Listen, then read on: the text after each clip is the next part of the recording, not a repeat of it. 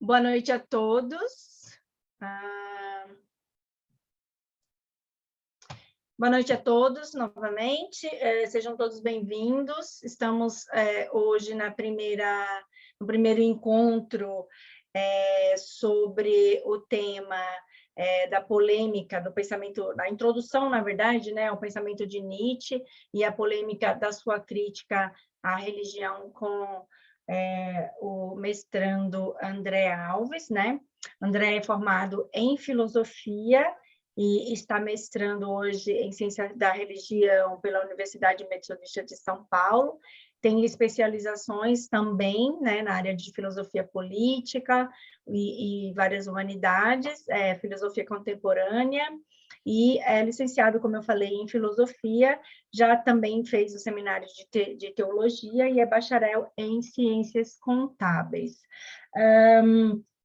O tema de sua pesquisa, né, na Universidade Metodista está em torno do tema Nietzsche, linguagem e religiões, portanto, ele está apto aí para falar desse tema conosco, então a gente está super ansioso aí para ouvir o que ele tem para nos contar hoje, né, André?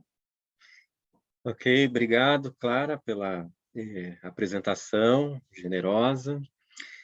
Queria agradecer também aí a presença de todos, né, que estão ouvindo aqui online, né, o curso, né, nesse momento, e também aos futuros, né, ouvintes do curso que vão ouvir o vídeo gravado, né, do curso.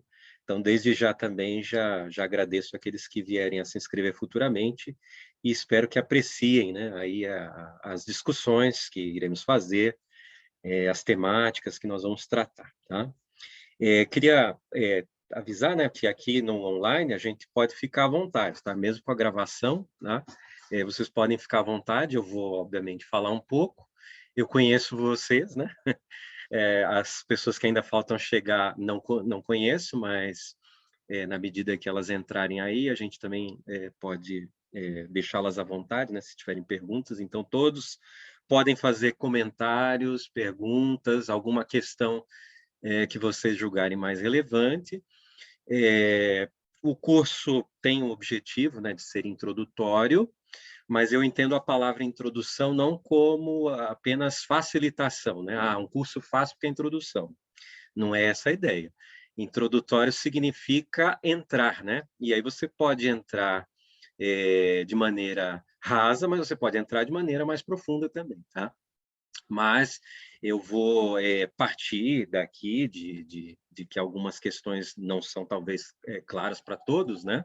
Então eu vou procurar trazer elucidações sempre que necessário, algum aprofundamento também. Mas também, por ser introdutório, obviamente o curso não vai estressar, né, os temas, né? Não vamos chegar na profundidade de tudo em Nietzsche, obviamente. Por isso a gente faz uma delimitação que é tentar pensar Nietzsche no horizonte da crítica que ele faz à religião. Tá? É nesse horizonte que nós vamos tentar entrar. Bom, eu preparei uma apresentação, ela não tem a finalidade de amarrar, tá? Mas ela tem a finalidade de dar um direcionamento um pouco, mas, como eu disse, fiquem bastante à vontade para questionar, para colocar alguma questão. Mas eu acho que a apresentação ajuda a gente, pelo menos, a tentar se manter um pouco, assim, digamos, na proposta, né? Daquilo que a gente está trazendo. Vocês estão enxergando a apresentação? Ok. Bom, então, o título do curso, né? A gente colocou isso, né? Introdução ao pensamento de Nietzsche e a polêmica da sua crítica à religião. Desde já, eu queria deixar, assim, bastante claro o que a gente está entendendo por religião, tá? Porque aqui a gente está dando um sentido muito amplo à religião. Então, não é só religião assim no sentido institucional, ela abarca também este sentido, mas tem também um sentido de sacralidade, um sentido também da historicidade, das sacralidades existentes no mundo, ou seja, nós não estamos falando também só da religião cristã, né? Vocês vão perceber isso, nós vamos ver também possibilidades da questão da religião, por exemplo, pensar na religião grega, que é uma questão que o Nietzsche pensou bastante, né? Então, assim, vamos tentar ampliar bastante o sentido de religião para a gente não ficar só naquela visão que a gente tem da atualidade, né? Da religião, inclusive com bastante temerosidade crítica, dado inclusive ao momento, né, do país, a gente fica bastante crítico com relação a essa questão de religião. Nós vamos dar um sentido bastante amplo para isso. Tá? Claro que há uma especificidade da crítica de Nietzsche em relação ao cristianismo, nós vamos ver isso no terceiro encontro, né? Então, o cristianismo entra realmente como uma questão mais pesada, mais em cheio aqui para a gente tratar, mas a gente tem que ter realmente essa ideia de religião de uma forma bastante ampla, tá? Então, só isso. Bom, aqui a fotinha do Nietzsche, né? Mais famosa, eu acho. Acho que a maioria já viu, né? O nome do Nietzsche aí completo, Friedrich Wilhelm Nietzsche, né? Nietzsche, né? Se pegar um alemão mais perfeito, né? Seria Nietzsche, né? Mas não vamos entrar nesse mérito. Ele nasceu em 1844, morreu em 1900, né? Antes da gente entrar aí no Nietzsche, né, propriamente dito, falar um pouquinho do curso, tá? O que não é objetivo desse curso, tá? Porque a gente chama ele de polêmica, né? Nós não vamos tratar assim da polêmica em si mesmo, ou seja, a gente não vai ficar discutindo aqueles que polemizaram as críticas de Nietzsche à religião, né? Não vamos discutir os comentadores que tratam da polêmica do Nietzsche em torno da religião na obra dele, né? O que nós queremos fazer é verificar quais aspectos do próprio pensamento do Nietzsche tocam a religião, e aí isso acabou gerando alguma polêmica, né? E aí isso teve alguma recepção positiva, negativa durante o século XX, principalmente, né? Na contemporaneidade, gerou alguma polêmica. Mas a nossa ideia é tratar o pensamento de Nietzsche, não pensar essas polêmicas da recepção e toda a discussão que existe em torno disso, porque isso já seria um outro curso, inclusive, né? A ideia é que a gente desfaça alguns preconceitos, né? Que nessa recepção, alguns recebem isso com preconceito e acabam dizendo coisas que não estão na obra de Nietzsche, se analisada com um pouco mais de cuidado. É isso que, inclusive, trata, né, minha pesquisa na Metodista em Ciências da Religião. Tá?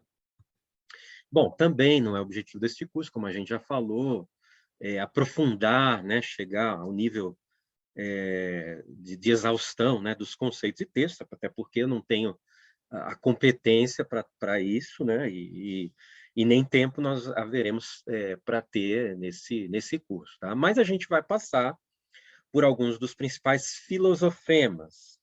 Né? O que são filosofemas?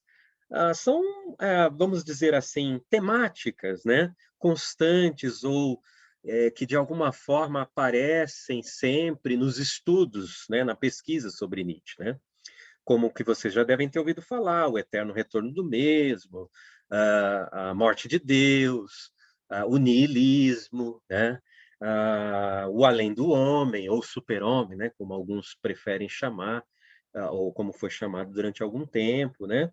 Enfim, alguns filosofemas que a gente... O amor fati, né? Também alguns filosofemas que a gente julga importante. Chamamos de filosofemas porque são conceitos que eles podem ser dialogados em conjunto com os textos de Nietzsche, né? Em conjunto com o que a gente chama de projeto filosófico de Nietzsche. Quando a gente fala projeto filosófico de Nietzsche, quando eu estou usando essa expressão, eu não estou querendo dizer que em Nietzsche a gente encontra um pensamento sistematizado, como, por exemplo, a gente encontraria num Kant, né? Em Kant você tem um pensamento sistematizado, né, partindo de conceitos, argumentações, um todo, né, que pretende dar resposta a grandes questões da humanidade, e tudo está organizado de forma sistemática. Em Nietzsche, nós não temos essa forma necessariamente, o que não quer dizer que a gente não possa encontrar uma visão de conjunto na obra de Nietzsche. Essa é uma questão que é defendida por alguns estudiosos de Nietzsche, e as quais eu tendo contato e lendo os textos de Nietzsche, tenho aderido, né? Tenho aderido a essa ideia que é possível a gente estabelecer alguma visão de conjunto, né? Claro que tudo isso pode ser discutido, questionado, né? E alguma brecha, né, de falha ou de até que ponto, né, isso pode ser efetivamente levado em conta. Mas, de maneira geral, isso hoje tem sido bastante considerado e aceito, né, pelos estudiosos de Nietzsche, né? E é claro, né, a ideia principal do curso é que a gente possa compreender as questões que tocam aspectos da crítica de Nietzsche à questão da religião. Tá? Muito bem. Também eu aviso, vocês que já me conhecem já sabem que eu sempre faço esse aviso, inclusive enquanto mestrando em Ciências da Religião, que eu, diferente talvez, inclusive de alguns colegas das Ciências da Religião, né, não tenho a intenção de fazer apologia da religião ou da teologia, por exemplo. Então, a ideia não é fazer de Nietzsche um bom cristão, alguém que, sei lá, que não, né, pode servir para teologia. Isso pode ser tudo discutido, tá? Isso tem, inclusive, um sentido. Mas a ideia não é fazer defesas, né, apologéticas, né? Ou defender a religião contra Nietzsche também, coisas do tipo, né? Nem fazer apologia, nem fazer ataques, mas tentar observar o que Nietzsche fez efetivamente de crítica e em que sentido isso dialoga com todo o seu projeto filosófico. Ou seja, ele não faz uma crítica simples, eu não gosto, né? Nietzsche não gostava de religião, ele faz a crítica simplesmente. Não, há todo um diálogo, uma articulação com a maneira como ele pretende apresentar o seu pensamento, né? E como ele vai apresentando esse pensamento ao longo de todas as suas obras, tá? Então, a ideia é realmente tentar entender o pensamento de Nietzsche, tendo aí por horizonte, né, vamos dizer assim, algumas das afirmações, né, de seus escritos que tocam esses aspectos, né? Sejam pelas metáforas, né, inclusive religiosas, que Nietzsche usa assim abundantemente. Eu vou dar um exemplo para vocês de um título do livro dele, a autobiografia de Nietzsche, né? O esse homo, né? Esse homo é a frase que Pilatos, né, usou, né, para Jesus. Lembra? Eis o homem, né? E Nietzsche coloca esse título interessantíssimo no livro que se pretende como a sua, vamos dizer assim, a autobiografia, né? Isso não pode estar lá à toa, inutilmente, né? Tem um sentido, né? Não, ele não vai colocar simplesmente esse nome no livro. Nós vamos ver mais questões como essas, tá? Ou mesmo as suas críticas mais diretas, né? Onde ele diz que o cristianismo é a religião dos malogrados e coisas do tipo, né? Bom, essa é a ideia, então, da gente tentar trabalhar essa questão da religião no curso. Bom, objetivos do nosso curso, gente. Então, é isso, visão panorâmica de Nietzsche, contribuindo para uma visão de conjunto, tá? Visão panorâmica da obra, né? Apresentar Nietzsche para novos leitores também, então, aqui nós temos leitores já que já leem, né? Fusa, né? Valdira, Clara, né? O Rafael já começou a ler algumas coisas que eu sei, já lemos juntos, né? Inclusive, né? Eu não sei as pessoas que estão chegando ainda, os próximos também participantes, mas a ideia é que a gente também apresente a possibilidade de Nietzsche para esses novos leitores, né? Até com dicas, talvez, do que ler primeiro em Nietzsche, porque esse é um problema, né? Como é que eu começo a ler Nietzsche? Por qual livro?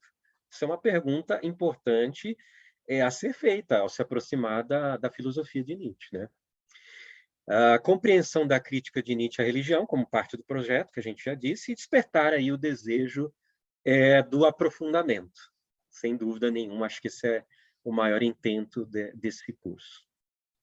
Então, como programa, e hoje a gente começa aqui, né, a primeira aula, é a biografia, o pensamento de Nietzsche. A gente vai ver por que é importante estudar a biografia e até que ponto também há um limite da gente olhar para a biografia de Nietzsche e a sua filosofia, né? Então, tem importância, mas também tem limites. A gente precisa entender isso. Mas é fundamental, então, que a gente veja isso hoje, como primeira aula, como começo, né?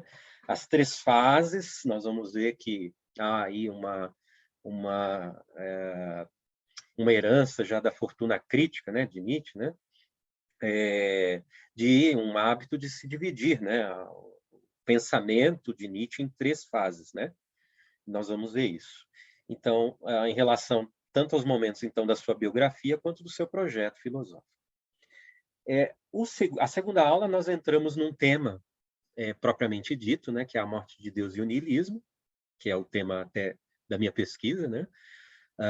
E a terceira aula a gente entra com a crítica de Nietzsche ao cristianismo e o projeto de transvaloração. É ali na terceira aula que a gente tem a oportunidade de ver a crítica mais áspera de Nietzsche à questão da religião, mas entender o porquê disso, né, em relação ao que ele tem como projeto, que é o projeto de transvaloração de todos os valores ocidentais. Nós vamos entender isso aos pouquinhos, tá? Bom, vamos lá. Vida e obra e o projeto filosófico. Eu começo com um texto de Nietzsche. Acho que a melhor coisa é começar pelo próprio Nietzsche, né? 3 metamorfoses do espírito menciono para vós. De como... deixa eu só tirar o quadrinho aqui, ó, que eu não consigo... Ah, tá aqui. De como o espírito se torna camelo, o camelo se torna leão, e o leão, por fim, criança. Esse é um trechinho de um dos livros de Nietzsche, talvez um dos livros mais vendidos. É um dos livros mais vendidos de Nietzsche, Assim Falou Zaratustra. Mais ou menos compreendido, né? As pessoas normalmente pegam Zaratustra e falam, poxa, é um romance, né? Eu vou ler esse livro aqui e vou entender tudo de Nietzsche. E elas se decepcionam talvez a partir do segundo capítulo. Talvez o primeiro capítulo até fique mais tranquilo. O prólogo fique tranquilo, mas quando vai ali para os próximos capítulos, né, aí elas começam a se decepcionar, porque a quantidade de metáforas, símbolos, formas poéticas, né, completamente desconhecidas para um leitor novato em Nietzsche, vai afastar esse leitor, né? Bem, temos esse trecho que eu escolhi, que está no prólogo, tá? Das 3 metamorfoses do espírito, né? E que revelam, de alguma forma, justamente as 3 fases, talvez, de Nietzsche. E que aí eu já bagunço um pouquinho com vocês, porque essas 3 fases, apesar de que nós vamos vê-las de forma cronológica, né? Sequencial, elas não precisam necessariamente, talvez, ser vistas de forma tão estanque assim. Bem, o que eu quero dizer com isso? Essas metamorfoses do espírito que Nietzsche menciona, o Deleuze vai dizer, né? Ele vai comentar da seguinte forma: estas 3 metamorfoses significam, entre outras coisas, momentos da sua obra e também estádios, ou estágios, né, da sua vida e sua saúde. O camelo, metáfora daquele que carrega, né? Metáfora é o animal, o camelo é aquele animal que carrega, né, que leva a carga. Bom, em Nietzsche isso significa aquele que leva os valores tradicionais recebidos, né? Teríamos esta fase em Nietzsche, né, inicial. Nós vamos ver isso, por exemplo, quando ele escreve O Nascimento da Tragédia, e ele ainda está preso a uma ideia de cultura alemã e a uma certa metafísica também, né, que é a metafísica do artista. Embora, né, nessa primeira fase, ele já vai fazer uma das suas críticas que ele levará para a vida toda, que é o quê? A crítica ao racionalismo, né, socrático-platônico. A gente vai ver um pouco mais detalhe isso, mas só para vocês saberem aí, né?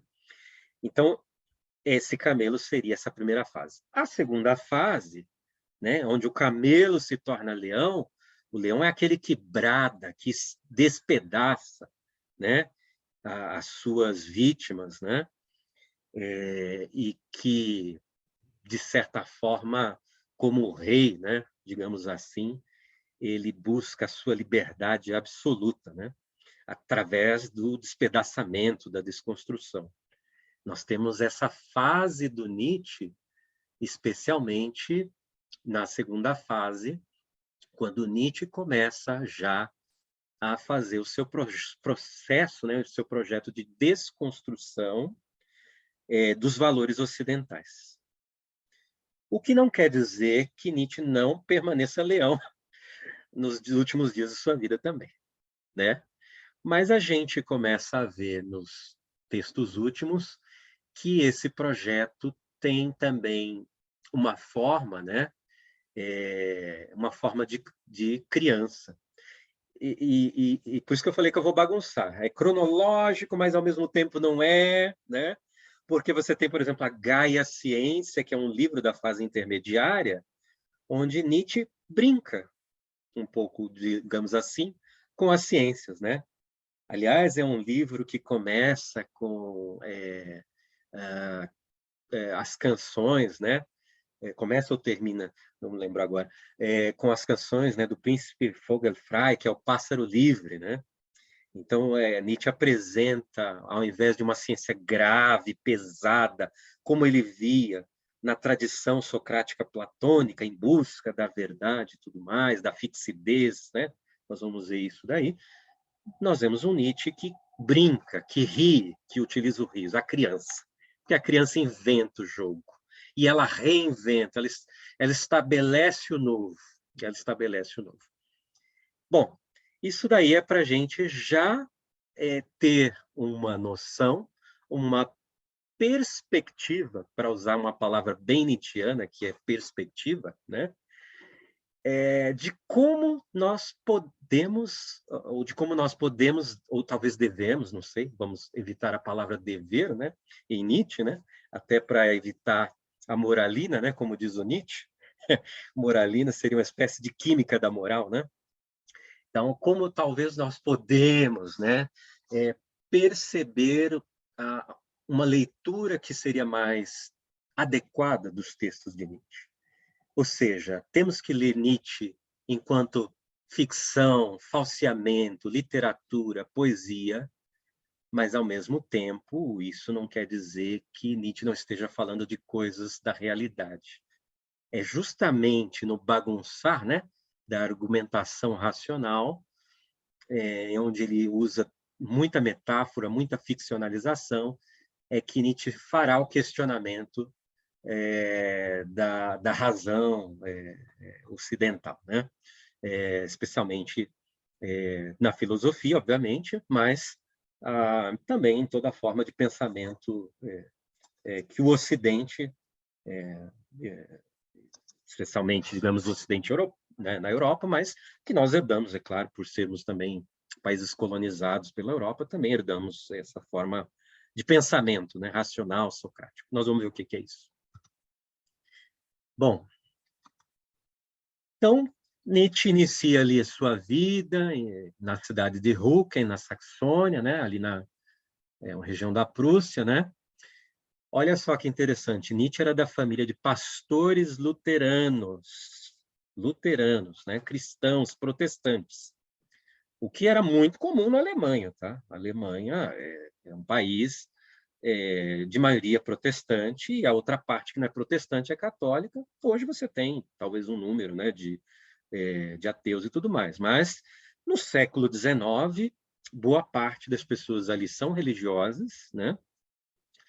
E não era diferente. O pai dele era pastor, Karl Ludwig, e a Francisca Oller, a sua mãe, era de família de pastores. Então, toda a tradição de pastor. E Nietzsche estava destinado a ser pastor luterano, inclusive, né? Ele estava destinado. Teve dois irmãos, a Elisabeth Fürster, né, que tem um papel fundamental para o bem e para o mal nas obras de Nietzsche, tá? E o seu irmão Joseph, mais novo, né? Mas que falece com tenra idade, né? Inclusive falece poucos meses depois de seu pai, né? Estuda no colégio, que é um dos colégios mais tradicionais existente até hoje na Alemanha, um dos melhores colégios da Alemanha, né? da época, e ainda hoje é um colégio de referência, que é o colégio de Pforta, né? O colégio Schupforta é colégio de Pforta, tá? É a mesma coisa. A associação literária que Nietzsche vai criar aos 17 anos de idade é quando ele estava nesse colégio, que ele cria com mais 2 amigos, onde ele vai fazer grandes discussões aos 17 anos de idade sobre literatura, música, história das religiões. Então, Nietzsche é muito precoce. Em Schupforta, Nietzsche vai ter acesso aos grandes estudos de clássicos, que era uma das grandes especialidades, né, do colégio ali, é a possibilidade de estudar os clássicos gregos, né? Estudo de línguas, idiomas, etc. Né? Então, a Nietzsche tem acesso a tudo isso, e pode-se dizer que quando Nietzsche sai do colégio Schupforta, ele já sai praticamente filólogo, né? Embora, é claro, depois ele vai cursar efetivamente a universidade. Né? Agora, olha só que interessante, Nietzsche começa na teologia. Nietzsche não começa na filosofia. Ele começa como estudante de teologia. Isso era um desejo de sua mãe, e ele atende o desejo de sua mãe. Aliás, essa ideia de Nietzsche com a mãe e a irmã é uma história assim que daria para muito psicólogo que gosta de estudar, né? As questões da psicologia é muito interessante, porque Nietzsche se vê muito em pé de guerra com as ideias, digamos assim, simplistas, né? Sua mãe era uma pessoa religiosa, mas de muita simplicidade, diferente de seu pai, que era um religioso, mas possuía muita cultura. E a sua irmã também, que entendia as coisas pelos avessos, de maneira muito simplificada, tanto que ela vai depois falsificar, enfim, vai fazer uma coisa terrível, né, com seus escritos. Bom, por fim, ele estuda na Universidade de Bonn Teologia, mas as suas pesquisas, e aqui a gente teria uma questão muito interessante para ser estudada, que você tem nesse período o que se chama de protestantismo liberal ou teologia liberal, que é uma forma de teologia que se aproxima da ciência positivista, de uma ciência mais positivista. Como isso na teologia? É a aplicação, por exemplo, do que se chama método histórico crítico, ou seja, se textos clássicos, como os textos gregos, eram submetidos a uma análise filológica, uma análise crítica da história, contexto, ou seja, estudos científicos, né? Estudos científicos, por que os textos bíblicos também não poderiam ser? Eles passam também a ser usados, a ser lidos dessa forma.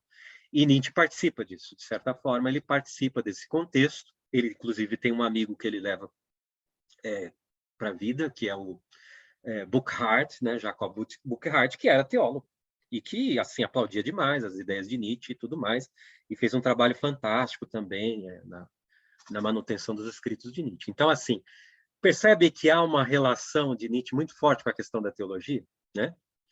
E com a questão da religião, né? Não é à toa, não é à toa que a gente vai ter essas questões de religião dentro de Nietzsche.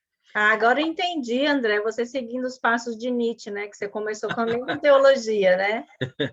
Mais ou menos isso. Eu pretendo, certamente, depois do mestrado em Ciências da Religião, ir para filosofia de novo, né? Inclusive. Mas, enfim. Depois ele estuda em Leipzig, né? Filologia, porque ele desiste do curso de teologia. Então, mesmo que tivesse essa ideia positivista e tudo mais, mas a teologia não era o que Nietzsche desejava, e mesmo desagradando a mãe e tudo mais, ele vai para a filologia e se destaca assim fantasticamente, a ponto de que se torna professor na Universidade da Basileia, sem nem sequer ter uma tese de doutorado. Mas pela indicação do seu orientador, Friedrich Kittel, né, que o indica, e via ele como um grande fenômeno da filologia, Nietzsche é indicado professor da Universidade de Basileia. Filologia, gente, filologia, tá? Para quem, de repente, não sabe o que isso significa, filologia é o estudo dos clássicos, tá? É o estudo dos escritos, especialmente escritos da Grécia, né? Dos escritos mitológicos, dos escritos das tragédias, né? Enfim, todos esses escritos, né, da Grécia, especialmente, né? É claro que sempre é mais valorizado, especialmente na Alemanha. Os alemães se viam, inclusive, como herdeiros, né, da cultura grega, né? Eles se viam diretamente. Isso é um grande mito, né, que os alemães criam, mas eles se viam nisso e, por isso, eles tinham como uma grande importância estudar. Seria hoje, mutatis mutandis, né? O que a gente chama de faculdade de letras, mas é claro que muito mais sofisticado, muito mais complexo do que isso, né? Havia realmente estudo dos idiomas, né, da língua propriamente, né, das línguas originais e tudo mais, né? Enfim, a filologia era uma leitura muito atenta, né, do texto, da cultura, e Nietzsche se torna, então, grande filósofo. Bom, ele se torna discípulo de um dos maiores compositores, né, de todos os tempos, Richard Wagner. Richard Wagner, e também era amigo da esposa de Cosima, né? Esposa de Wagner. Richard Wagner daria uma outra aula, né, se a gente fosse falar só dele, porque ele tinha um projeto de integração da cultura e da arte na Alemanha, que era um projeto integral, holístico, né, vamos dizer assim, de reunir todas as artes, né, num único local, do qual Nietzsche se empolga demais, e por isso ele escreve O Nascimento da Tragédia, né, com todo aquele elogio à música de Richard Wagner. E eu recomendo, né, para quem não ouviu Richard Wagner, ouvir um trecho de alguma das óperas, né, de Richard Wagner, por exemplo, Tristão e Isolda, entre outros, né? Nós fizemos um encontro, né, entre nós, né, e já tivemos a oportunidade de falar. Bem, tá aí Nietzsche, 17 anos, né? Rapaz bonito, né? Aí, né? Bem apessoado, né? Mal imaginamos aqui, olhando para esse rostinho, Sem as, bigode. todas as agressividades que ele vai perpetrar depois, né? Contra nomes da filosofia e pessoas e assim por diante. Bom, de 1873 a 1882, Nietzsche passa por uma decepção acadêmica. Livro que era muito esperado de Nietzsche, justamente O Nascimento da Tragédia, sofre muitas críticas,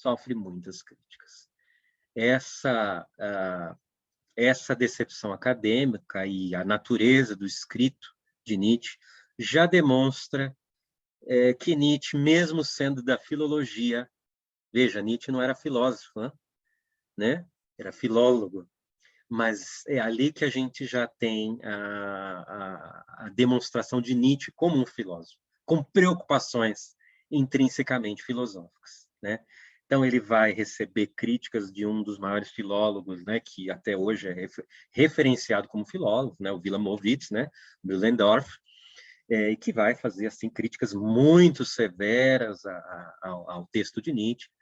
E Nietzsche também passa, já como professor, né, suas turmas não fechavam com muitos alunos. Nietzsche também tinha uma dificuldade em lidar com os alunos, né? Enfim, tem toda uma questão aí da decepção, né, que Nietzsche passa dentro da academia. Ele vai romper com Richard Wagner, tá, por uma série de questões, tanto do ponto de vista pessoal quanto do ponto de vista filosófico mesmo. E eu acho que é aí que a gente tem que evitar um pouco as picuinhas, né, da psicologia, né, pensar na psicologia de Nietzsche, apesar de eu falar que é um prato cheio para psicólogos, mas tem muito mais riqueza em a gente pesquisar porque desse rompimento com Wagner dentro da filosofia de Nietzsche, do pensamento. Por que Nietzsche rompe com Wagner, né, a partir do seu projeto, né, filosófico, né? Uma vez que Wagner se mantém ainda como alguém que quer elevar a cultura, mas a partir de uma cultura que Nietzsche vai chamar de cultura submetida ao Estado, isso para Nietzsche não dá, não dá, né? Esse é um ponto. O outro também é o cristianismo presente dentro ainda das óperas de Wagner, que vai ser grandemente criticado por Nietzsche, por sempre apresentar uma espécie de ética moral cristã, né, dentro das obras de Wagner, ainda que Wagner tenha sido um crítico também, né, do cristianismo. Mas, enfim, isso talvez mais lá na juventude de Wagner do que depois. Bom, doença também é uma questão que entra na questão de Nietzsche, e há uma importância em se falar de doença, porque Nietzsche, nós vamos ver isso no terceiro encontro, quanto à preocupação de Nietzsche com uma questão de o que ele chama de grande saúde e contraposta ao que ele chama de décadence, né? A decadência, né? Vamos falar no termo francês, porque é o que ele usa, décadence, que é a doença da moral, a doença que ele atribui à cultura, né, ocidental como um todo e ao cristianismo em particular. Nietzsche então fica como professor na Basileia só por 10 anos, até por conta da doença que ele tem. Há discussões sobre essa doença, alguns falam que Nietzsche teria tido uma sífilis, né, adquirido uma sífilis por alguma relação sexual, mas isso não se comprova, né? Não tem elementos suficientes para dizer que é sífilis, apesar de alguns sintomas serem próximos, mas nem todos os sintomas, e ele relata muito desses sintomas, né, nos textos. Mas também não se comprova. É muito mais provável que ele tenha adquirido difteria quando ele se candidatou, né, para ir para a guerra, né? E lá ele tenha adquirido a doença, tá?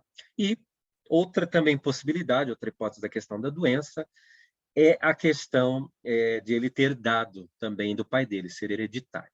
Bom, há um texto, eu não me lembro agora exatamente qual, em que Nietzsche vai dizer assim, e aí eu queria que vocês pensassem nisso, né? Porque a gente são às vezes como os escritos de Nietzsche nos confundem, porque ele diz assim: que tem a ver se a saúde do senhor Nietzsche melhorou, né? Ele usa essa expressão. E, por outro lado, ele fala sempre da experiência dele de convalescença, né, de melhora da saúde, elencando isso com a filosofia. Então, né, vamos ter realmente assim alternâncias, né, de que até que ponto a vida do Nietzsche tem a ver com a filosofia dele ou não, né?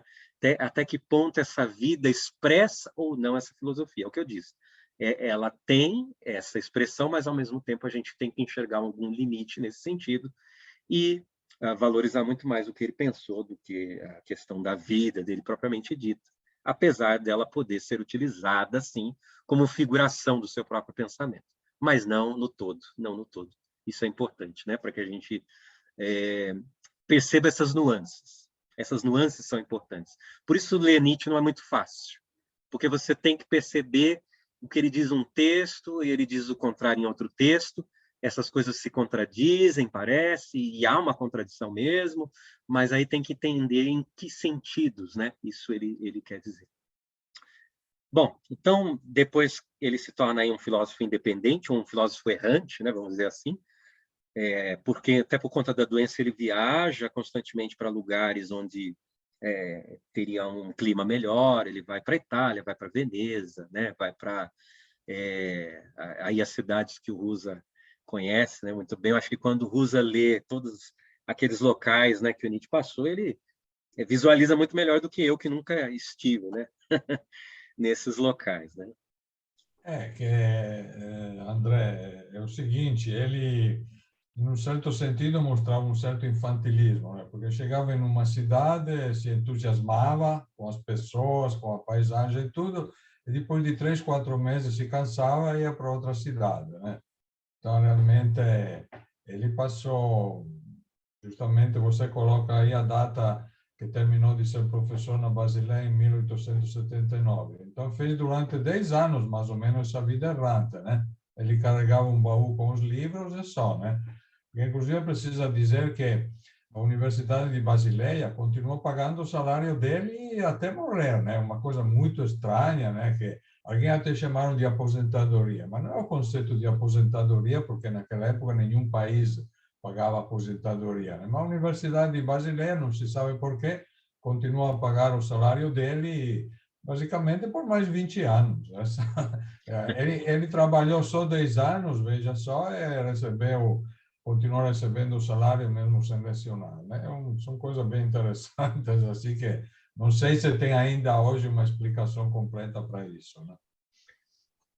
Bom, certamente alguém já deve ter escrito, né, sobre essas questões e tudo mais, e eu vou recomendar, inclusive, né, para vocês aqui, depois, biografias muito boas de Nietzsche, né, onde a gente pode ler sobre todas essas questões. Aliás, ele talvez seja um dos filósofos mais biografados, né, que existe, né? Há muita biografia de Nietzsche, e, inclusive temos que escolher boas, né? Porque tem aquelas que se prestam somente a fazer especulações, a estabelecer conjecturas a partir de boatos, né? A Então eu melhor entendo. biografia, não sei se você citou, mas aquele de uma melhor, uma muito boa, aquela de Daniel Levy, né? Que é um filósofo francês, né? Ah, essa eu não conheço. Essa Então eu particularmente eu não recomendo, que é conheço. muito boa. Bom, período de 83 a 89 são os últimos anos lúcidos de Nietzsche, né? Como eu disse, esse período intenso de viagens. Escreve avidamente, assim, boa parte dos escritos de Nietzsche vai desse período. 83, começando com Zaratustra, as 4 partes, que ele praticamente escreve cada parte em 10 dias, né? Depois vem Além do Bem e do Mal, O Crepúsculo dos Ídolos, O Caso Wagner, Et Homo, enfim, diversos textos que vão ser escritos aí durante esse período. Ele tem o colapso mental em 89, 3 de janeiro de 89, e passa os últimos 10 anos, né, de sua vida praticamente sem nenhuma lucidez e doente, né, sendo tratado aí pela mãe e pela irmã em casa, mas completamente inconsciente do sucesso que agora a sua obra costumava fazer, porque durante esse período ele sofreu, inclusive, com o fato de ter pouquíssimos leitores, e isso deixava bastante atordoado. Morre em 25, então, né, de agosto de 1900. Como eu disse, a Elizabeth Förster se apropria indevidamente das obras de Nietzsche, a ponto... Elizabeth Förster foi casada com o Sr. Förster, né, que era um nazista, né, uma pessoa ligada ao nacionalsocialismo, e que transforma, com toda a falsificação, né, que embora ela tenha feito um trabalho interessante de organização, tá, dos escritos de Nietzsche, mas havia sim alterações, adulterações, né? Ela reuniu uma série de escritos esparsos e colocou o nome desse escrito sob o nome de Vontade de Potência. Então, se vocês encontrarem um livro por aí chamado Vontade de Potência, se você comprar, pode comprar, mas cuidado, porque esse escrito ele está adulterado. Ele foi articulado pela Elizabeth Förster com textos esparsos de Nietzsche reunidos da forma como ela achou conveniente, inclusive para poder fazer, digamos assim, alguma aderência à aprovação ao antissemitismo e ao nazismo, coisa que Nietzsche jamais admitiria. Há críticas muito fortes de Nietzsche aos alemães, que praticamente impediriam essa ideia de nacionalsocialismo. Você pode ter, sim, numa primeira fase de Nietzsche, lá uma questão de elevação dos alemães, mas depois isso praticamente fica inviável, né? Então, essa apropriação que os nazistas também fizeram de Nietzsche foi indevida.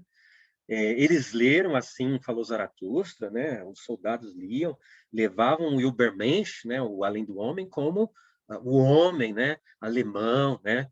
Da raça pura e tudo mais, mas essa é uma leitura completamente equivocada do texto, e depois os próprios nazistas acabaram também abandonando a filosofia de Nietzsche, porque viram que também eles mesmos viram que não tinha exatamente a ver, né? Nietzsche no todo não podia ser considerado um antissemita, apesar de toda a crítica que Nietzsche faz à religião judaica, né? Mas há textos também de Nietzsche de elogio aos judeus, né? Há textos de Nietzsche que condenam também o antissemitismo, né? Tá? Apesar de encontrarmos também muitas críticas. Então, temos aí, né, aquela moça bonita, Lo Salomé. Para vocês que são da psicanálise, da psicologia, Lo Salomé foi alguém que, enfim, vocês sabem, Nietzsche pediu em casamento, né? Estabeleceu até, durante um certo período, um trio, né? Dizem um trio amoroso entre Poré também, né? Com um amigo de Nietzsche, né? Isso também é controverso, mas o caso é que Nietzsche pediu em casamento, mas ela não aceitou o casamento, né? É E aí, biografia não autorizada, né, André? não, essas discussões são existentes, né? Elas não são totalmente não autorizadas, não, tá? Esse trio amoroso é comentado por biógrafos sérios também, mas, enfim, tudo passível sempre de algum questionamento, né? Você tem aí, então, a Elizabeth Pfister, a irmã dele, e a Nietzsche aí nos anos de delírio, né? Ô Muito bem. André, só uma curiosidade, ali Oi? quem acompanha o Nietzsche na cadeira ali, naquela foto, é a irmã dele? Eu acredito que ou a mãe ou a irmã, me parece uma senhora ali, então eu acredito que é a mãe dele, tá? Tá, É curiosidade. possível, tá? Que seja. Mas olha, essas fotos vocês encontram, viu, na internet, assim, também à vontade, tá? É bem fácil. Bom, a gente falou até da biografia de Nietzsche, eu vou só, quer ver? Aqui as melhores biografias em português, tá? Traduzidas para português, pelo menos as que eu conheço. Bom, uma é caríssima, inclusive, ainda nem comprei, mas é bastante referenciada, né? Que é a de Kurt Paul Jans, né? Que é Nietzsche, uma biografia, que é publicada pela editora Vozes. Eu estou esperando uma promoção, porque ela é bem cara, custa 400 e poucos reais, mas é uma das biografias mais referenciadas, né? Scarlett Martin, entre outros grandes comentadores de Nietzsche. Esse é Heidegger, não? Não estou ouvindo. É aquela que eu falei, do Alevi. Do Alevi. Daniel Como se Alevi, né? escreve? Como se escreve, Não Rosa? dá para ler? Coloca no chat, Rosa, o Eu nome não dele. Tá, consigo tudo ver. bem. É Alevi, com H, Alevi. Coloca no Tá. chat, pra gente dar uma olhadinha. Alevi. Tem Tá. também essa do Leslie Chamberlain, que fala só exclusivamente do período em Torino. Muito bem, muito bem. Olha só, esse Júlio Bressani Fez um filme. um cineasta que escreveu fez um filme sobre Nietzsche com esse título, né? Nietzsche em Em Turim. Turim, isso aí. Porque onde ele teve Cineasta o brasileiro, derrame, viu, inclusive. onde ele teve um derrame, né? Foi justamente em Torino. Um cineasta brasileiro, inclusive. Charles André também, nos anos de 1920, escreveu uma biografia muito interessante, que é Nietzsche, Vida e Pensamento. E o que é legal da biografia do Charles André, que é um francês, ele coloca muito assim aquilo que Nietzsche leu, né? Ele coloca os autores que Nietzsche leu. Então é uma biografia muito erudita, muito boa. Não é um texto fácil, tá, de ser lido, né? É um texto um pouco rebuscado, até pela época, né, em que foi escrito, né? Mas é assim fascinante a maneira como ele traz aos leitores, além de trazer todo o contexto, né, da vida de Nietzsche. acho que o Rafael até pegou ali na estante, viu, que eu vi, o Rudiger Safransky, né? Esse aí que o Rafael está mostrando, escreveu também uma biografia muito boa sobre Nietzsche, embora o Rudiger tenha uma tendência a ser um Nietzsche heideggeriano, né? E nós vamos comentar um pouquinho, né, sobre essa apropriação, ou essa recepção de Nietzsche por Heidegger, mas é muito interessante, é muito boa também, eu acho bastante recomendável, sim, a gente fazer essa leitura da biografia, até porque o Rudiger, ele traz também um pouco a visão de conjunto, né, da vida e obra do Nietzsche, então é bem, bem interessante, sim. Esse que o Rusa indicou até tem um valor muito acessível. Estou olhando aqui alguns usados, está em torno de R$ 25, R$ 26, bem interessante. Olha, bacana, acho que até eu depois vou dar uma olhadinha. Eu também, eu já adquirir, anotei né? aí no chat, aí depois a gente passa aí também por e-mail. Legal, legal.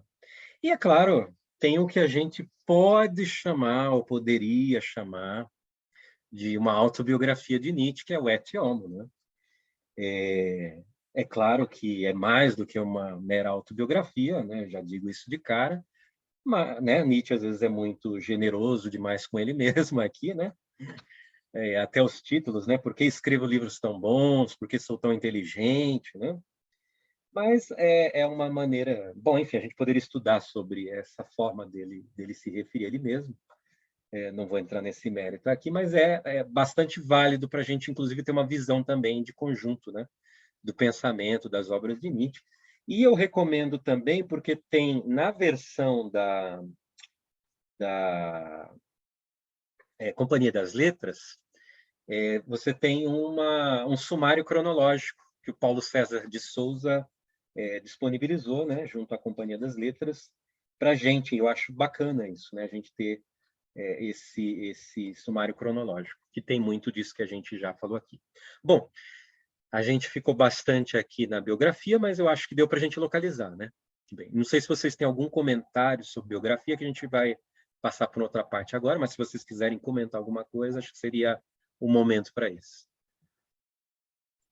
Eu só ia ressaltar, André, que no caso do Wagner, ele tem até uma obra, né? Existem estudos sobre o problema que eles tiveram, né? Sobre a contenda que a gente chama, e que faz parte muito forte também, ou seja, mesmo que tenha sido uma parte assim bem pequena, né? Porque parece que foi bem curta aí da amizade e tudo mais, me parece que estudos também apontam que ele já estava fazendo as críticas da questão da decadência na questão cultural, né? Então, só para a gente lembrar também isso, que é importante, existem vários estudos sobre isso. Não, eu acho que você tocou num ponto muito, muito legal, assim, porque essa relação com Wagner, né, na obra de Nietzsche, nos textos, né? Então tem o texto, por exemplo, do Nascimento da Tragédia, onde ele faz o elogio, mas também tem os textos da crítica, né? Que são os textos, o caso Wagner, Nietzsche contra Wagner, né? E há ao longo assim de todos os escritos de Nietzsche algumas menções a Wagner, né? Como uma crítica ao wagnerianismo, o que ele vai chamar de wagnerianismo, né? Que está relacionado, sim, exatamente essa questão da decadência, né? Como uma decadência da cultura. Então, eu diria que mais do que uma simples assim, discussão da música de Wagner, acho que isso é o menos até, é uma discussão muito interessante, porque nos mostra como o projeto filosófico de Nietzsche, ou coisas que Nietzsche, enfim, diz, né, nos vários dos seus textos, né, ajuda a gente a entender esse contexto da relação crítica de Nietzsche com a cultura, né? Nietzsche é, sem dúvida alguma, alguém que pretendeu fazer uma crítica à cultura, e à cultura de maneira muito ampla, né? Não só a questão das artes, né, como a questão da música, mas aos valores da cultura. E como as artes também elas se encontram, né, se encontraram, mas se encontram ainda, né, muito, digamos assim, comprometidas com esses valores da cultura. E que valores são esses que Nietzsche critica? São efetivamente os valores morais que ele tem no cristianismo, né, no judaico-cristianismo, como a sua maior base, valores moral judaico-cristãos. Valores que ele vai dizer que negam a vida, né? Que em nome de valores, em nome de verdades metafísicas, né? De verdades eternas, que não dizem respeito à concretude da vida, que negam, inclusive, a própria força criativa da vida, porque uma vez estabelecido, né, a moral e a verdade como fixa e imutável, isso suspende a possibilidade da criatividade, né, inclusive. Então, é por isso que em Nietzsche você tem uma crítica à ética, à moral cristã, e que foi assumido pela sociedade, inclusive nas produções culturais e artísticas. E essa é a discussão que está em jogo em toda a crítica dele à Wagner. Eu acho que é isso mesmo. Claro, isso é muito complexo, aqui a gente está falando de maneira muito insípida, né? Mas é para estimular, né? Para estimular que a gente busque um pouquinho mais e entender esse contexto quando a gente lê os textos de Nietzsche. Bom, falando um pouquinho das 3 fases da vida, relacionando já agora com a filosofia, tá? André, o Rosé quer falar. Pode falar. Eu queria só fazer um comentário sobre essa relação, esse rompimento com Wagner, né? Que, por exemplo, existem vários argumentos a respeito, né? Mas o Alevi, justamente na sua biografia, defende a tese que a ruptura foi também por motivos políticos, porque o Wagner se posicionou como um supernacionalista. Era a época da unificação da Alemanha, que aconteceu só em 1971, né? Que antes a Alemanha era dividida em muitos estados, né? E já estava surgindo esse movimento nacionalista muito forte, né? E inclusive sempre em Wagner aquela valorização do povo, né? Como o povo que é portador de cultura, de tradições e tudo, né? E depois Nietzsche, que pelo contrário tem uma opinião muito depreciativa dos povos, né? Então são todas essas questões aí que talvez contribuíram para a ruptura entre os dois, né? Mas existem várias teses a respeito dessa ruptura. Como sempre, provavelmente é um conjunto de situações de argumentos. Dificilmente é só uma diferença que provoca uma ruptura tão radical, né? Sim, tem sim essa questão política. Não trago aqui comigo agora, né, nenhum autor, nenhum texto específico sobre isso, mas há alguns estudos, né, que apontam sim, né, nesse caminho. Tanto que uma das faces, né, da crítica é justamente a questão de que Wagner propõe uma arte, uma cultura que está submetida ao Estado, né? E isso é motivo de crítica por Nietzsche, mas não porque talvez fosse qualquer Estado, mas por causa de um Estado específico a que Wagner submetia, né, ali naquela ocasião na Alemanha, que Nietzsche discordava, né, desse aspecto. Nietzsche era favorável, né, à monarquia, por exemplo, né?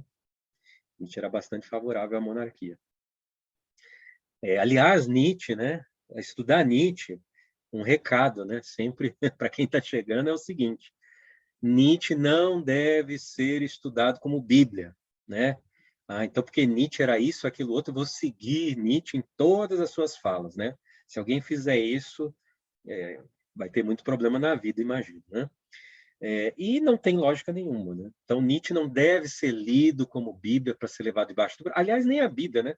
Deveria ser lida como é lida, né? Como se fosse um texto para ser obedecido em todas as suas frases e prescrições, né? Se é que há prescrições, inclusive. Mas isso, enfim, tanto na Bíblia quanto em Nietzsche é um cuidado que a gente tem que ter. Bom, então eu passo agora aqui para a questão agora das 3 fases da vida, relacionando com a filosofia, tá, de Nietzsche.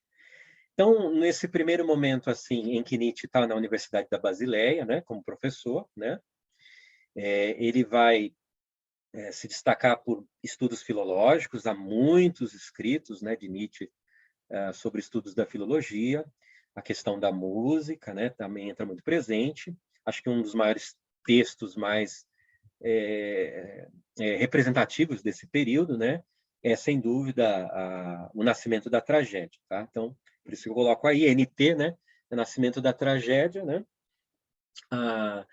Mas também há aí uma influência muito grande, tem a metafísica de artista, que é aquela metafísica que Nietzsche apresenta no Nascimento da Tragédia. O apolíneo dionisíaco, né, como os instintos artísticos, né, que ele vai apresentar. Tá? Então, você tem uma influência de Wagner e de Schopenhauer muito forte. Arthur Schopenhauer é um filósofo, né? Nascido em 1788, né? Morto em 1860, que é alguém que escreve sobre a vontade, né?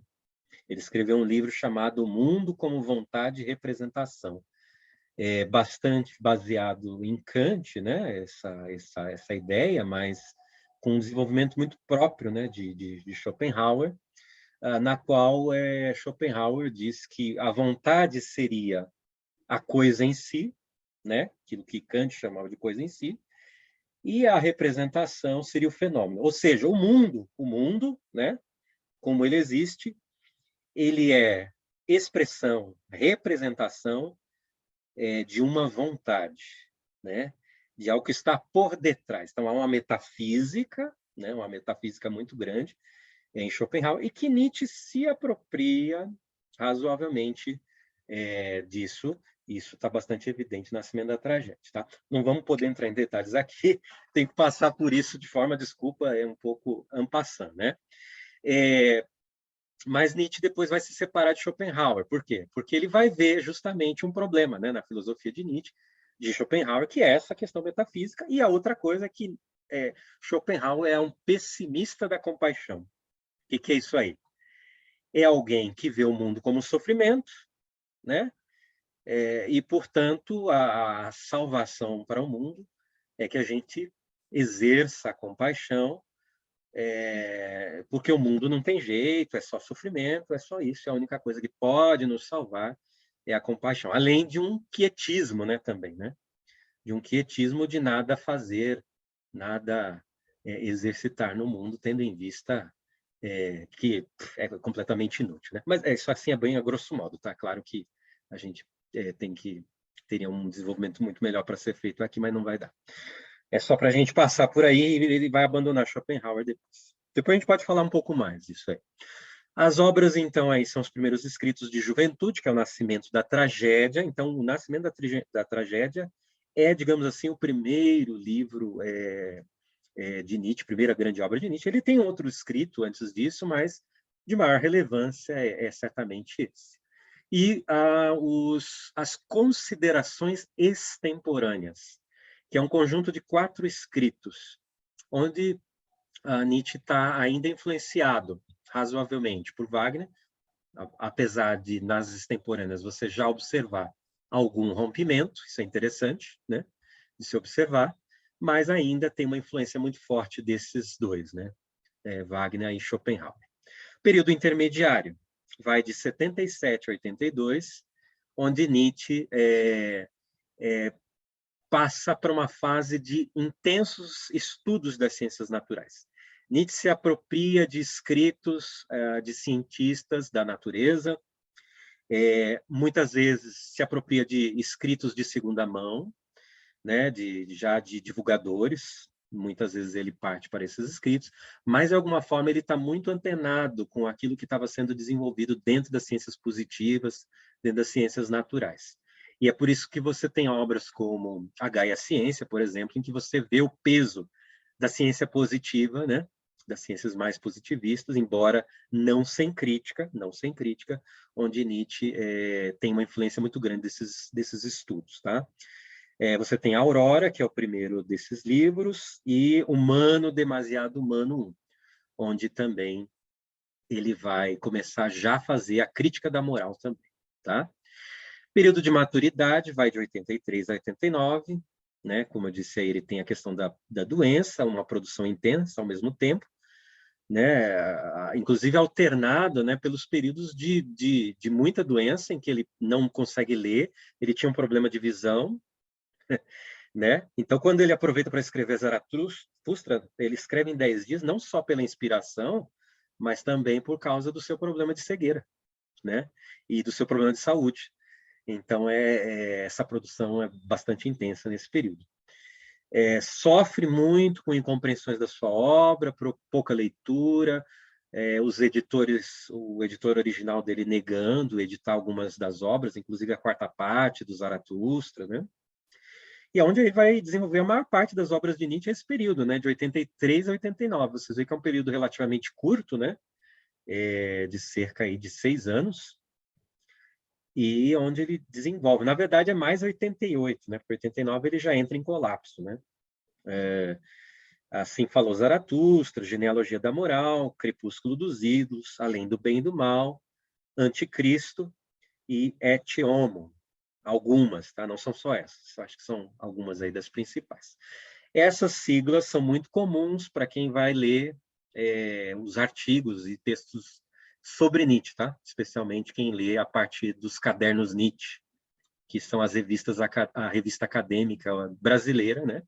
De pesquisadores brasileiros sobre Nietzsche. Bom, vamos falar do primeiro período, tá? Período pessimismo romântico, né? Que é esse primeiro período. Então, como eu já disse, você tem a influência da filosofia de Arthur Schopenhauer, né? Com a vontade, a filosofia da música, e a influência da concepção estética de Richard Wagner, com o resgate da cultura alemã, onde ele via em Wagner essa possibilidade do resgate da cultura alemã.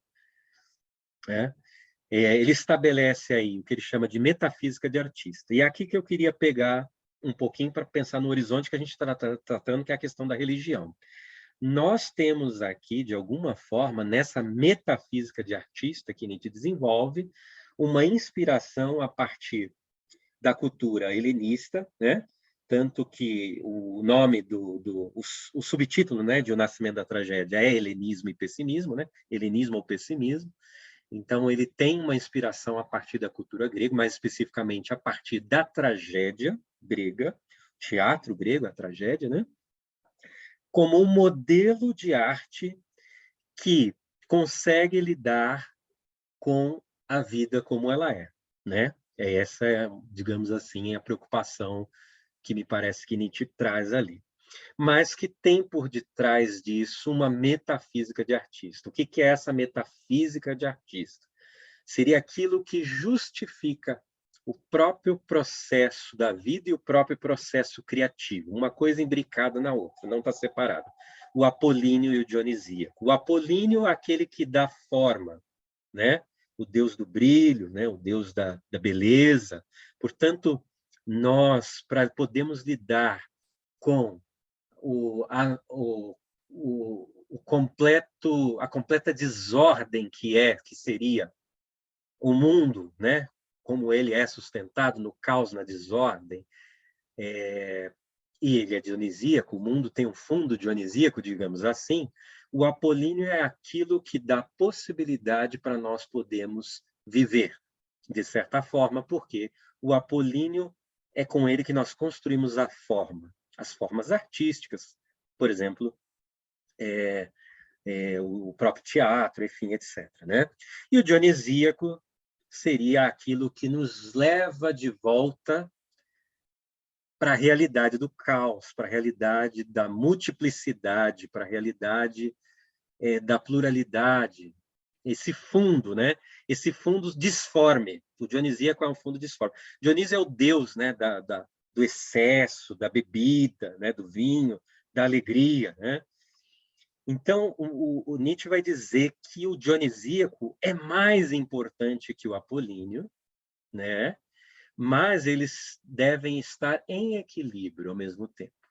O apolíneo deve apontar, sim, para o dionisíaco, né? Ou seja, o dionisíaco acaba sendo mais importante. Mas é o dionisíaco que nos lembra da efemeridade do apolíneo, do limite, digamos, do apolíneo. Porque o apolíneo é forma, né? É forma inventada, criada, né? E isso além de ser uma metafísica da arte, é uma metafísica do que é a própria vida, né? De certa forma, é isso. O dionisíaco nos levaria para isso. Bom, por fim, nós não vamos falar isso no detalhe, porque a gente teria que estudar o livro O Nascimento da Tragédia, mas é mais ou menos essa a ideia. Não há dúvidas de que nós estamos aqui diante, por isso que eu falei. O Rosa quer falar, já te passo a palavra, Rosa, só para colocar um ponto. Não há dúvida de que estamos aqui diante de uma dimensão sacral religiosa. Grega, verdade, grega, né? Mas estamos diante de uma dimensão de sacralidade religiosa, na qual Nietzsche baseia essa metafísica de artista. Então, só para dizer que eu estou falando de religião em Nietzsche de maneira muito ampla, tá? Não é uma maneira tão restrita. Rosa, pode, por favor. Não sei se você se aprofundou nesse assunto aqui do pessimismo, né? Você vai falar dele, né? Eu queria acrescentar o seguinte, que é justamente ele contrapõe o pessimismo dos românticos, que o romantismo surgiu na Alemanha como reação ao iluminismo.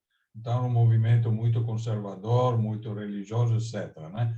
Mas ele acha que justamente a cultura alemã, mesmo ainda com a Alemanha dividida em vários estados, mas já possui uma língua comum, uma cultura comum, etc. Era justamente um pessimismo fraco, que, como você disse, leva quase à inação, né? Deixar as coisas acontecerem, pronto. E contrapõe o espírito dionisíaco, que também é um espírito pessimista, mas que impregna toda a cultura grega, porque a cultura grega tem aquele fatalismo, né? O destino já está estabelecido, como se mostra nas tragédias e tudo. Mas é um pessimismo forte, porque o indivíduo, mesmo o herói, vamos chamar, o protagonista da tragédia, consiga reagir, isso é, não fica parado, ele tenta lutar contra esse destino. É claro que perde, né? Mas, em todo caso, ele mostra esse espírito de luta que ele não estava encontrando no romantismo alemão, que era justamente esse pessimismo fraco, né? Daí ele que faz justamente essa contraposição entre a cultura alemã, que para ele é ruim, por esse aspecto, e a cultura grega, que mostra toda essa vitalidade, mesmo num espírito pessimista. Sim, muito bem colocado. Faz agir. Muito bem colocado, né? E essa é a diferença, né? Que ele vai trazer o dionisíaco, e que, apesar dos alemães, né? Ele fala isso constantemente, olha, vocês apreciam tanto, né? A jovialidade grega, né? A cultura grega, mas não assumem, né? A forma, né? O modelo grego de pessimismo, né? No qual, embora haja a ideia de um pessimismo, mas de uma forma cultural que, bom, 2 pontos, aí são vários pontos, mas, por exemplo, de uma forma cultural, por exemplo, que tenha a vida como ambiente, como, digamos, o reflexo, né? Esse é um ponto. O outro ponto, aí entra a questão da música também, né? Que a música é importante porque ela revela o dionisíaco. A música, ela não está... E isso tudo contraposto ao quê?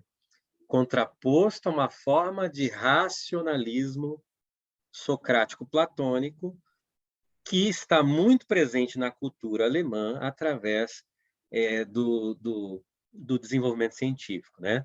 Então, o pessimismo, voltando à questão, o pessimismo, eu me adiantei um pouquinho, que eu fui aqui para a questão do racionalismo, né? Mas voltando à questão do pessimismo, né? Você tem uma Alemanha ali, dos românticos, que é pessimista com relação ao iluminismo, mas que se entrega praticamente a enfim, uma coisa irracional, né? Completamente irracional, de infinito, e não dá em nada aquilo, quer dizer, etéreo, né? Não se estabelece na concretude da vida, uma negação, portanto, da vida, né? Ao passo que, por outro lado, essa própria cultura alemã, né? Dentro das suas universidades, estão tão voltadas para um racionalismo seco, né? Em busca da verdade, e que também é negador da vida. Então, a crítica, né, tanto a esse pessimismo quanto ao racionalismo socrático platônico, que é herdado pelo alemão. O Nietzsche vai dizer no Nascimento da Tragédia que foi o racionalismo socrático platônico que levou a tragédia grega à sua derrocada. Por quê? Porque ele diz que ele faz, né, um histórico, uma genealogia da tragédia, tá? De como a tragédia, com o canto ditirâmbico, né, ela simbolizava, ela refletia, né, o dionisíaco, né, mas que com Eurípides, por exemplo, que se colocava como um explicador do sentido da tragédia, se colocava como um didático da tragédia, e, portanto, um servo do pensamento racional socrático platônico, destrói o dionisíaco, né, da tragédia, ou leva-o a derrocar. Tá? Bom, isso é um assunto assim, bastante interessante, né, da gente tratar. Eu sei que não é fácil, né, não é tão simples, porque primeiro a gente tem que entender o que é tragédia, tem que entender uma série de coisas, mas o que eu acho que é válido destacar aqui para as nossas finalidades de curso introdutório é o seguinte, é o aspecto do apolíneo dionisíaco que Nietzsche levará para a vida toda, mesmo que esse seja um escrito de juventude. Embora ele abrirá mão da metafísica do artista. Mas o dionisíaco, o Dionísio, estará presente como metáfora, como símbolo daquilo que Nietzsche pretende apresentar como proposta de vida. Tá? Ou seja, não preso ao pessimismo, mero pessimismo, que nega a vida, né? Em nome de um infinito, de um superior, como os românticos da Alemanha, que o Rousseau colocou, né? Assim também como nega isso em favor de um mero racionalismo socrático-platônico, que também está comprometido com metafísica, né? Com uma verdade que se fixa e se estabelece. Mas o dionisíaco é a lembrança constante de que as coisas não estão para sempre definidas, né? Enfim, poderíamos dar outros nomes para isso também. Bom, enfim, essa é a primeira período do pessimismo romântico. Acho que assim já dá cada período desse, gente, assim vai dar um curso, né? Obviamente. Aqui a gente está passando para a gente conhecer realmente de forma panorâmica, tá? As obras principais que a gente tem aí, né, estão aí alguns títulos dela, mas, sem dúvida, O Nascimento da Tragédia no Espírito da Música acho que é o período mais... é o escrito mais interessante aí desse período, tá? Bom, aí tem o Richard Wagner, né? O Festival de Bayreuth é o local onde o Richard Wagner conseguiu colocar aquela questão que eu coloquei para vocês, né, de uma cultura meio que holística, integradora, né? Mas que para Nietzsche aquilo se tornou, na verdade, uma verdadeira feira. Né? Ele vai dizer isso, né? Que como é o que ele vai chamar depois, né, de filisteus da cultura, que submetem a arte, a cultura ao Estado, ao dinheiro, né? Não é isso, né? E hoje, se a gente for depois pegar a escola de Frankfurt, né, onde você tem uma crítica da indústria cultural, né, isso está muito baseado em Nietzsche, né, de certa forma na crítica, né, dessa coisa da cultura como uma mera mercadoria, né, mas não como algo que nos eleva o espírito, que libera as nossas forças criativas, que nos liga às nossas forças, ao povo, né, à sua identidade, etc., etc., né? A indústria cultural que Adorno e Horkheimer vai dizer depois é justamente a abstração, né, da cultura, a mercantilização, a massificação que separa a produção cultural da identidade do povo, né? Onde tudo é meramente uma mercadoria para ser consumida, um mero consumo, e não algo que te enleva efetivamente no sentido de te trazer a sua identidade cultural, etc., etc. Né? Muito bem. Nietzsche não daria conta de fazer críticas se vivesse em nosso tempo, então. Talvez ele faria a crítica, né? Não, claro, mas eu digo não daria conta porque quase tudo, praticamente tudo, Sim, sim. são raríssimas as coisas que não se tornaram apenas um produto, Eu me atreveria Eu me atreveria a dizer que ele já fez um pouco, Sim, atemporal. claro, mas eu digo assim, no nível que hoje está muito maior, ou seja, é tudo tão mercantil, mercantilizado, principalmente culturalmente falando, que... A velocidade, né? Eu acho que aí é a questão da exato, exato. velocidade. É interessante isso que vocês estão falando, porque há alguns estudos estéticos culturais de Nietzsche que demonstram, por exemplo, fazem alguma relação, né? Tentam utilizar Nietzsche como uma caixa de ferramentas, né? Para fazer, por exemplo, uma defesa da cultura popular em detrimento da cultura de massa, por exemplo. Tá? É uma utilização que se faz e que, de alguma forma, isso casa muito com Nietzsche, uma vez que Nietzsche, apesar do que o Rusa disse, né, de Nietzsche criticar os povos, mas isso deve ser visto de forma um pouco nuançada, Rusa, porque quando o Nietzsche também ele valoriza à medida que, por exemplo, os judeus, por exemplo, estabeleceram o Deus deles como força, que é um elogio para o Deus de Israel, né? Em Nietzsche e o Anticristo, né? A gente tem um texto aqui que eu acho, não sei se vai dar tempo da gente ler, né? Mas eu vou até fazer isso ao invés da gente se apressar muito com as coisas. Deixa eu... Olha só que interessante isso aqui, ó. Seu Javé era expressão da consciência de poder, da alegria consigo, da esperança por si. Nele esperava-se vitória e salvação. Com ele confiava-se na natureza, que trouxesse o que o povo necessitava, chuva principalmente. Javé é o Deus de Israel e, por conseguinte, Deus da justiça. No culto festivo se exprimem esses dois lados da autoafirmação de um povo. Ele é grato pelas grandes vicissitudes mediante as quais subiu ao topo. Ele é grato no tocante ao ciclo anual das estações e à boa fortuna na pecuária e na agricultura. Esse é um aforismo do Anticristo, em que Nietzsche valoriza a criação ou a projeção, vamos chamar assim, né, do Deus de Israel no tempo dos reis. Porque esse Deus era a projeção de força e era a projeção de uma realidade, porque havia prosperidade efetivamente. Ou seja, a força de um povo estava refletida no Deus que eles projetavam.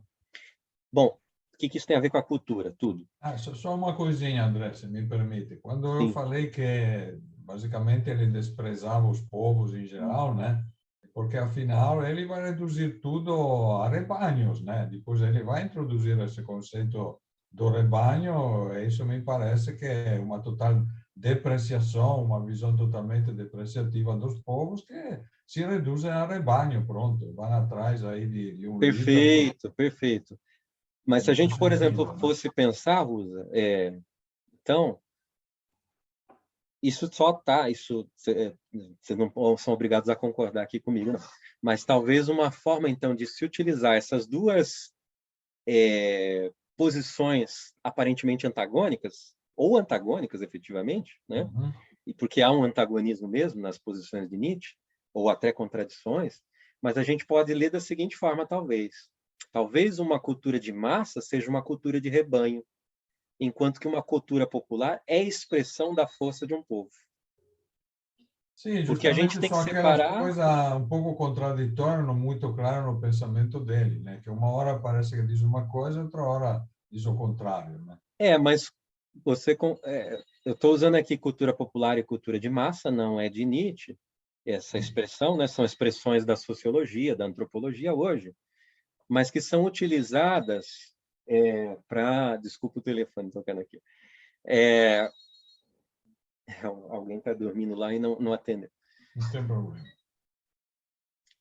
São expressões utilizadas para se diferenciar a cultura que é produzida propriamente pelo povo, pela sua vivência concreta e tudo mais, né, sua expressão, da cultura de massa, que é a cultura que vem via mídia, indústria, né, venda de discos, massificação, esse tipo de coisa. É claro que a cultura de massa ela se utiliza da cultura popular, né, enfim, produz a mercadoria em série, né, digamos assim, né.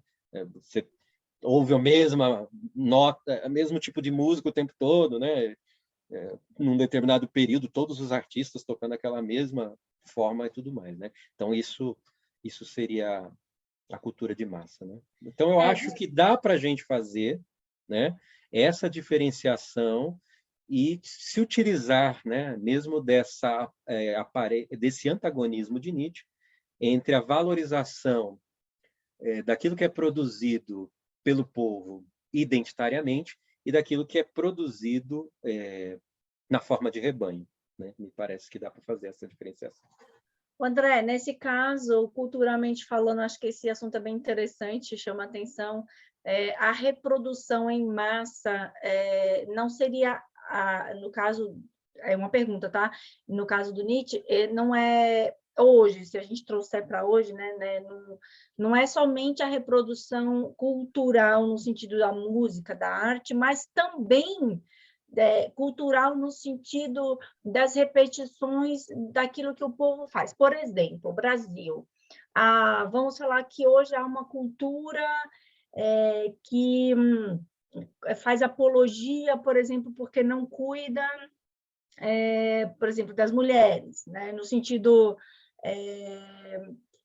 não tem leis próprias, não cuida. Então, ou seja, isso faz parte de uma cultura, faz parte da cultura brasileira, digamos assim. Então, nesse caso, é de rebanho, por quê? Porque isso se reproduz com muita facilidade. Ou, por exemplo, a educação, né? Os vícios na educação, porque se reproduz com muita facilidade ou muita... E isso faz parte culturalmente deste povo, mas no sentido de rebanho, é isso, né? Não, sem dúvida que se a gente utilizar, né, Nietzsche dessa forma, né, como um instrumental crítico, né, para o tempo de hoje, né, como Michel Foucault, por exemplo, fez, né, eu acho que Michel Foucault fez muito esse uso, né, do Nietzsche, né, a gente teria esse elemento da reprodução, como você colocou, como a mera reprodução, como uma crítica forte de Nietzsche, sim, nesse sentido, como comportamento de rebanho. Até porque essa mera reprodução é aquilo que você faz porque, você acredita que aquilo é a verdade. Você tem um empobrecimento da própria criatividade, então você só repete, só reproduz. E terceiro, como expressão de fraqueza nesse sentido, né? Como expressão de fraqueza, o que gera, claro, um comportamento de rebanho, uma moral, uma espécie de moral. Tem que ser feito desse jeito, né? Porque é assim que sempre foi feito, é a tradição, é a moral, né? Então, eu acho que dá para a gente fazer, sim, esse uso crítico, vamos dizer assim, né? Do Nietzsche, tá? Mas eu só quis trazer um pouquinho, né, esse aspecto, né? Para aquilo que, de certa forma, a gente está dizendo aqui... Viu, André? Posso só Pode. colocar um insight aqui que eu tive em relação a isso? Quando vocês trouxeram essa ideia de conceito de rebanho de Nietzsche e essa questão da cultura, a gente poderia pensar dentro dessa linha, dessa corrente de Nietzsche, então, de conceito de rebanhos, ao invés de conceito de rebanho, porque o que eu acho que muda dentro de cada um é a linguagem, né? Se eu trouxer para o tempo de hoje a gente tem o quê? Se fala muito numa formação de glossário, né? Então, de frente a isso, eu tenho aquela questão do pertencimento. Para eu pertencer a uma caixinha, uma tribo, eu vou estar habituado a usar uma certa linguagem. E aí eu posso, pensando no tempo de hoje, tem a questão do funk, tem a questão de uma cultura da comunidade que está transcendendo para as outras áreas. Só que isso, eu acho que Nietzsche, quando traz essa crítica, eu tenho a sensação que ele quer mostrar o que tem por detrás disso. Quando ele fala do conceito de rebanho dele, eu acho que ele traz a crítica dele, ele quer trazer o que acontece por detrás disso. O mesmo pode acontecer dessa questão da cultura que vocês estavam falando agora. O que não quer dizer que é uma coisa boa. Talvez se ele tivesse tido a oportunidade de seguir com o trabalho dele, ele talvez continuasse e criasse o conceito de rebanhos, né? Não rebanho como a gente está aqui se detendo. Não Não, sei se faz sentido, tá? Eu tô... A questão do rebanho, e aí agora eu concordo num ponto com o Rusa, que a gente está fazendo essa leitura também aqui, né, digamos assim, de uma proposta que Nietzsche tinha de juventude de resgate da cultura, né, também, né? É verdade que eu li o texto de Javé como um elogio, né, a Javé que ele fez, mas é um texto já da maturidade, e que eu acho que em algum momento também há uma possibilidade de afirmação de cultura de um povo. Acho que ainda há também. Mas a gente não pode esquecer que em todo o trabalho de Nietzsche, especialmente quando ele rompe com Wagner, quando ele rompe com essa possibilidade de resgate da cultura alemã, ele vai romper com isso, né? Ele também vai fazer toda e qualquer crítica a qualquer ideia de coletivismo, tá? Isso ele faz. É por isso que eu disse, não dá para pegar Nietzsche, né, e botar debaixo do braço e a gente segue tudo que ele fala.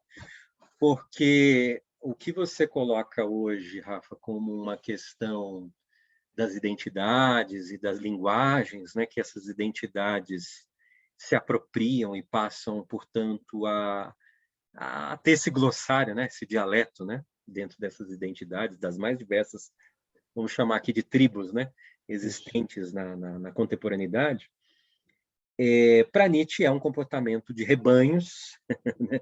Ou cada um tem um comportamento de rebanho, aquele rebanho específico, né? O que Nietzsche propõe, sem dúvida alguma, e eu acho que está muito influenciado pelo seu tempo e pela próprio iluminismo nesse sentido, há uma influência do iluminismo, sim, Nietzsche, de uma questão, sim, de individualidade, né? Entende? De se estabelecer algum tipo de individualidade. À medida que ele que ele critica esse comportamento que se submete aos valores, né, do coletivo, a gente pode dizer que há nisso, sim, certamente, inclusive digamos, uma vontade, né, oriunda de instintos decadentes, como ele chamaria. Seriam Porque, instintos doentes e basicamente, decadentes. o seu antissocialismo justamente está sempre ligado àquela ideia que se unem pessoas que, segundo eles, são daquelas de nível inferior, ok? Seriam os trabalhadores comuns, etc. Justamente categoria que, num certo sentido, ele despreza porque não partem para uma solução individual. Sim, sim. Então, a gente tem que ler Nietzsche. Eu acho que a Scarlett ela faz sempre essa observação, e antes eu ficava um pouco contrariado, mas eu passei a entender, né? A Scarlett, quando ela diz assim que a gente tem que tomar muito cuidado assim em trazer Nietzsche para o tempo de agora, né? Para analisar, porque talvez para algumas coisas ele não sirva, inclusive para os nossos interesses, os nossos valores. Talvez ele não sirva de fato. O que não quer dizer que a gente joga tudo fora, né? O que Nietzsche escreveu, mas que tenta entender aquilo que ele primeiramente disse como preocupações de sua época e aquilo que é aproveitável, aquilo que é crítica, que é válida para nós. Aliás, o Nietzsche mesmo disse, né, que ele não queria ele não queria nenhum seguidor, né? Ele não procurava discípulos, diferente de Jesus, de Buda, né? Ele não procurava discípulos, né? Lá no Zaratustra, o Zaratustra, que é uma máscara de Nietzsche, né? Sem dúvida alguma, ele disse que ele queria companheiros, né? E companheiros não são pessoas que seguem tudo aquilo que você diz, mas são pessoas que estão com você na mesma guerra, no máximo isso, né? No mesmo combate, mas não necessariamente que segue tudo aquilo que diz. Então a gente tem que ter esse cuidado aí com Nietzsche e lê-lo criticamente, né? Lê-lo criticamente. Bom, são 9h15, gente. A gente teria mais os 2 períodos para dizer, mas eu acho que a gente deve estar meio cansado. Eu não sei se vocês querem continuar. Eu acho que eu queria abrir para vocês falarem mais agora, né? E a gente pode ficar um pouquinho mais, uns 15 minutos. E aí, na semana que vem, a gente continua, né? Mesmo que a gente vai entrar na morte de Deus, mas a gente continua o restante, né? Dos períodos, Perfeito. né? Acho que por mim, a gente pode ficar esses 15 minutinhos aqui avançando na Também, para mim, discussão. 15 minutos está bom. Isso. Tá, vocês querem falar? Então, Não, pode continuar no conteúdo, se você podemos continuar quiser. no conteúdo? Sim, sim. Tá bom. Pode ser. Ok. Bom, então a gente passa aqui para o segundo período, chamado de iluminista ou positivismo cético, né? Uma vez que Nietzsche não é um iluminista propriamente dito, e inclusive será um grande crítico da ciência positivista, do cientificismo. Nietzsche é, com todas as contradições dele, ele também é um crítico do cientificismo, o que é bastante interessante, porque essa crítica, depois do cientificismo, ela é bastante recebida no século XX por diversos pensadores, como, por exemplo, a Escola de Frankfurt também, né? Adorno, Horkheimer, Benjamin, né? Entre outros, né? Mas ele tem esse período que a fortuna crítica, né? Os estudiosos de Nietzsche costumam chamar dessa forma. Por quê?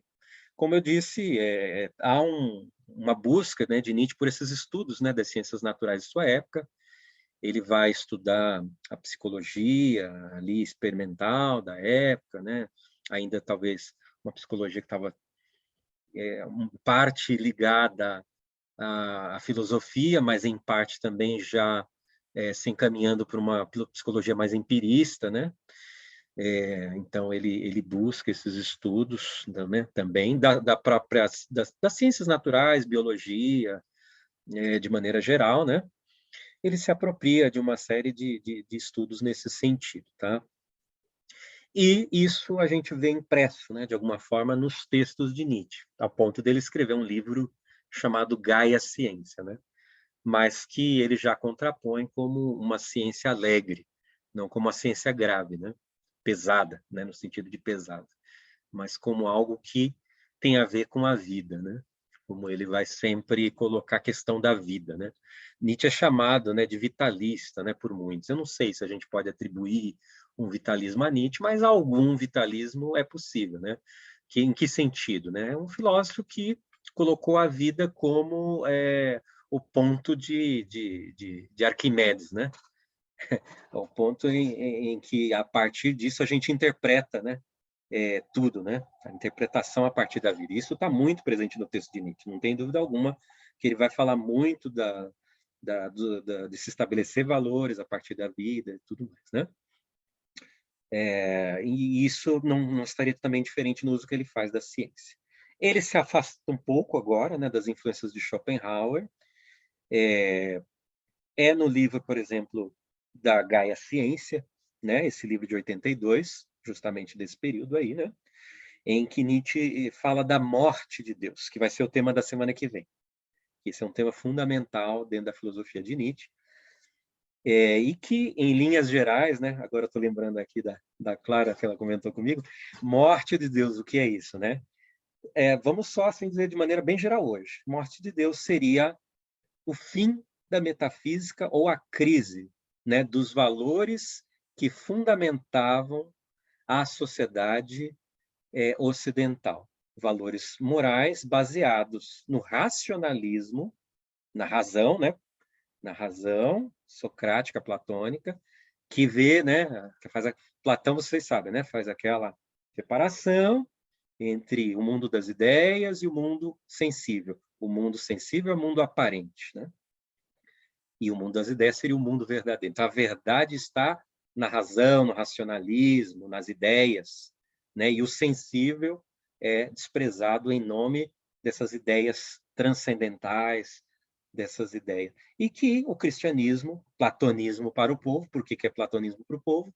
Porque transporta isso para a ideia de céu, de inferno, de vida pós-morte, de juízo final, de reino dos céus, né?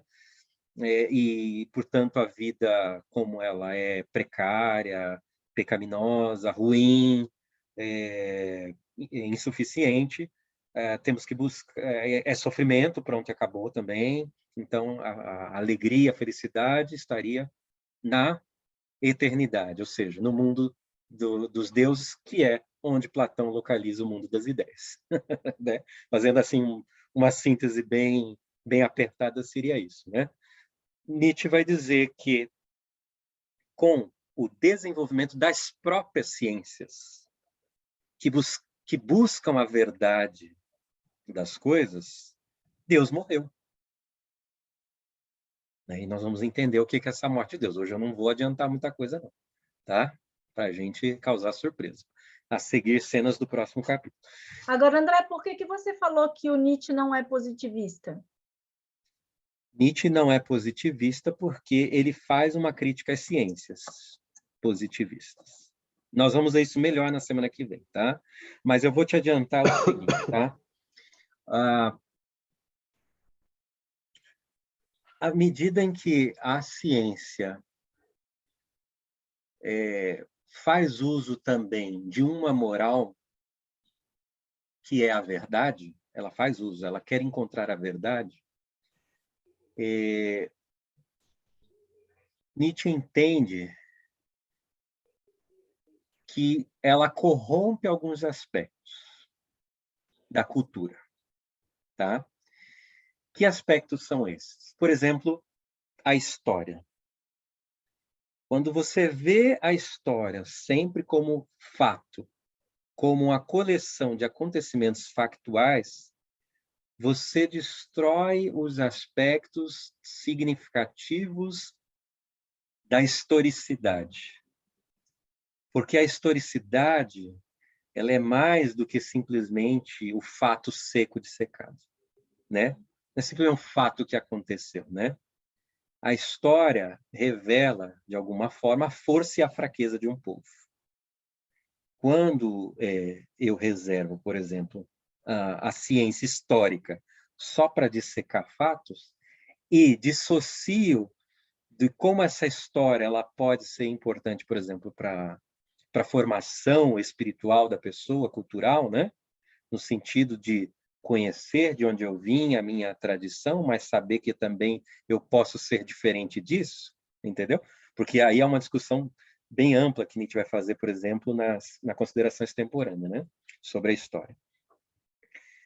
Então, Nietzsche diz que essa ciência muito positivista, ela pode ser prejudicial. Ela é também, digamos, objeto ou resultado de uma visão decadente também. Tá? Claro que isso tudo tem que ser discutido, tem que ser visto, né? Porque falando assim é rapidamente questionável, mas no aspecto da história, mas há uma crítica nesse sentido. Tá? Alguém tirou o microfone, acho que alguém quer falar alguma coisa. Sì, queria só acrescentar o seguinte, perché è chiamato di positivismo cetico? No sentido che inizialmente os positivistas, giustamente querendo creare una nuova scienza, fica duvidando, colocando in dúvida toda uma série de conhecimentos anteriores, né? Por isso, vamos dizer, ele inicia de uma forma boa, positiva, colocando em dúvida tudo que foi conseguido. Mas depois tem a pretensão de querer substituir tudo, de desenvolver Exato. uma verdade absoluta, né?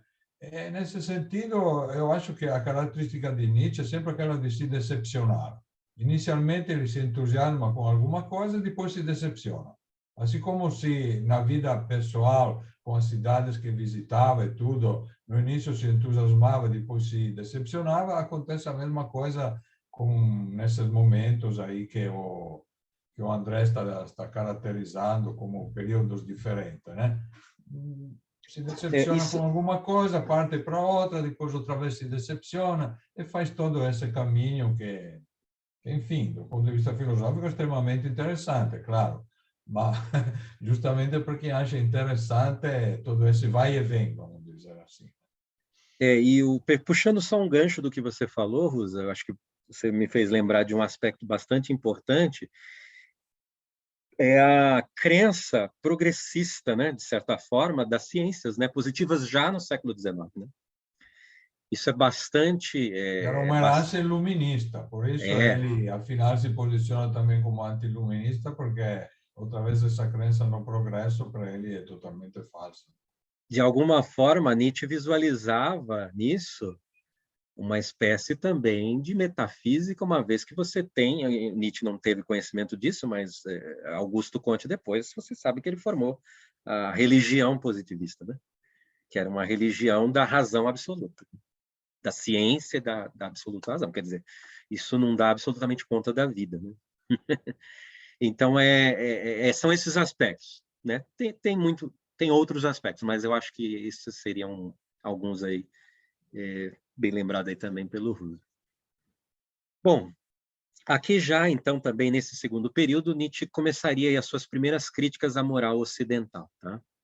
Que vai ser realmente uma questão demandada no projeto filosófico de Nietzsche como um todo. Bom, a gente teria, então, o último período, que é o período da transvaloração dos valores ocidentais, que é o período assim, de maior produção, né? O período de transvaloração, transvalorar é você fazer uma espécie de travessia dos valores, né? Né? Travessia dos valores. Então, ela tem dois aspectos. Ela tem o lado corrosivo, que é o lado de destruição. Por isso, Nietzsche tem uma crítica corrosiva, brutal, argumentos ad hominem, que é argumentos contra a pessoa mesmo, né? Que ele vai argumentar contra pessoas específicas, né? Ele utiliza esses argumentos, são agressivos, são brutais, né? Essa linguagem bruta, agressiva, ofensiva mesmo, que Nietzsche usa. Vocês já devem ter lido talvez aí um pedacinho do Anticristo e já deve ter percebido isso, né? Quem não leu, leia, porque vai perceber isso, né? E também no Crepúsculo dos Idos, onde ele fala de Sócrates como um sujeito feio, sem graça, enfim, né? Ele vai usando esses argumentos corrosivos. Mas tudo isso faz parte do projeto de transvaloração. Então, eu tenho esse lado corrosivo e eu tenho um lado construtivo.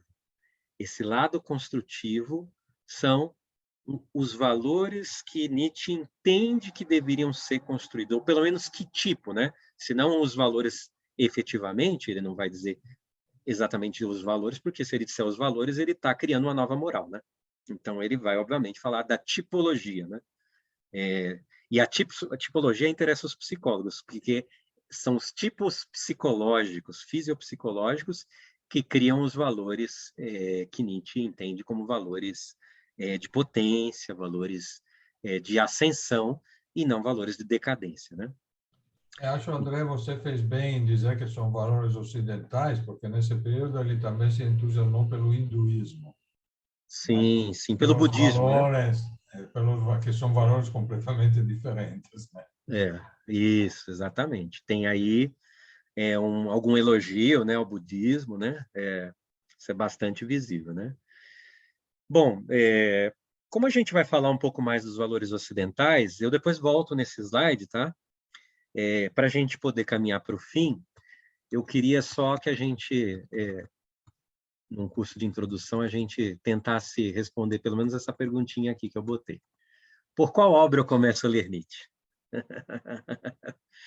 Quem me dá aí algumas sugestões? Gostaria de ouvir essa sugestão. Zaratustra. Eu comecei com Assim Falou Zaratustra e boiei. Eu comecei com a genealogia da moral. Não, primeiro Além do Bem e do Mal. Não foi eu que comecei, porque no curso lá da graduação, o professor começou a falar do Além do Bem e do Mal, e depois no doutorado foi mais a genealogia da moral, né? Depois, por minha conta, ali também Assim Falou Zaratustra, mas não lembro exatamente em que momento. Mas a primeira aproximação foi com Além do Bem e do Mal. Você foi bem, Rusa, porque se você tivesse lido Zaratustra, você ia dizer que o cara é loucão. Mas também, Além do Bem e do Mal, parece a mesma coisa, né? Não é muito diferente, não. O estilo é sempre o mesmo. Não é muito diferente, não. E você, Rafael, o que você recomendaria? Curiosamente, eu comecei a ler autores que falam de Nietzsche, das obras de Nietzsche, mas quando o primeiro texto que eu tive contato foi Genealogia da Moral. Uau! Também. Valdira. Tão difícil quanto. Depois eu me atrevi a Zaratustra, mas é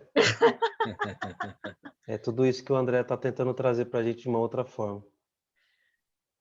A Valdira não está, né? Tá aqui. Ah, Tô tá. aqui. O Olha, que é que você recomendaria escondidinho. ou o O que que você você começou? recomendaria? Nietzsche como psicólogo. Mas não, mas esse é um texto do Nietzsche mesmo ou sobre o Nietzsche? Não, é mas assim, Comentador, né? eu acho que qualquer livro seria positivo, porque não existe uma sequência para você Lógica. entender Nietzsche, do meu ponto de vista. Então, qualquer livro escrito por Nietzsche é Nietzsche, Uhum, entendeu? muito bem. Não como, por exemplo, você em qualquer outra disciplina ou outro texto, eu vou começar por aqui, porque aqui foi o começo do começo, entendeu? Nietzsche não. Nietzsche é um cara que ele escreve que qualquer livro dele que você pega, você vai entender o Nietzsche como é o Nietzsche. Eu não indicaria uma sequência. Você lê o que você está no momento interessado em entender o ponto de vista das vistas do Nietzsche. Muito bom. Não, sem dúvida, qualquer indicação será arbitrária e será apenas sugestões a partir da nossa perspectiva, né? Para usar. Mas você, porque qual é o primeiro que leu? O Você, André? cara é fodaço, não tem como. Sem Entendeu? dúvida. Quando algumas vezes que nós passamos em Turim, eu tinha assim era uma gostosura passar na praça em frente à casa onde ele viveu e ficar imaginando o Nietzsche ali, entendeu? É gratificante demais. Porque o cara é fantástico. Mas você tem que dizer agora, André, por qual obra começou. Sim, eu tenho algumas sugestões, né? E dentre as sugestões, tanto o Rafael quanto o Rusa colocaram um dos livros, né, pelo qual eu começaria, né? Se a pessoa está muito habituada, por exemplo, a um livro sequencial, né? Eu acho que Genealogia da Moral é assim o livro ideal para isso, porque diferente de outros textos de Nietzsche, né, que são menos sistemáticos, mais aforismáticos, né? A genealogia ela trata com 3 dissertações, né? Então você tem dissertações ali, você tem uma sequência, fica muito claro à medida, né, do que você vai se apropriando, obviamente, do que ele quer tratar, né? Então eu acho que é um livro bom para início. Agora, se a pessoa também tem hábito assim de ler textos aforismáticos, poesia, coisa do tipo, assim, né? Pensamentos soltos, apesar de que não é isso o Crepúsculo dos Ídolos, mas de alguma forma ele tem um pouco desse formato, né? Menos sistemático. Eu acho que o Crepúsculo dos Ídolos é um bom livro para dar essa ideia de panorama, inclusive, do que Nietzsche quer tratar. Mas talvez seja um livro para quem é da filosofia, inclusive. Enquanto que a Genealogia da Moral, você não precisa necessariamente ser da filosofia. Mas o Crepúsculo dos Ídolos, eu acho que, se você for da filosofia, é um bom texto para começar. E eu recomendaria ler Zaratustra somente depois que você leu esses textos e algum comentador também, como a Valdira colocou também, né, a sugestão de algum comentador. Eu acho que é válido. Na semana que vem, a gente vai falar um pouquinho sobre estilos, né, dos textos de Nietzsche, comentadores, vamos tratar da morte de Deus, a gente trata algumas questões que ficaram de fora, né, aqui da apresentação, que são válidas, e aí a gente fala um pouquinho mais, então, sobre esse estilo, né, de Nietzsche escrever também, que eu acho que vai ser bem legal. Bem, gente, acho que é isso, né, da minha parte. Eu fico à disposição também dos futuros alunos, né, dos que faltaram hoje também fico à disposição, né, para qualquer dúvida aí, e a gente se encontra, então, na aula 2. Né? Para quem está no ao vivo, é na semana que vem. Eu vou parar a gravação. Obrigada, André. Ok. Eu acho que ainda está gravando, André, não sei. Obrigadão, André. Ah, tá gravando? Tá.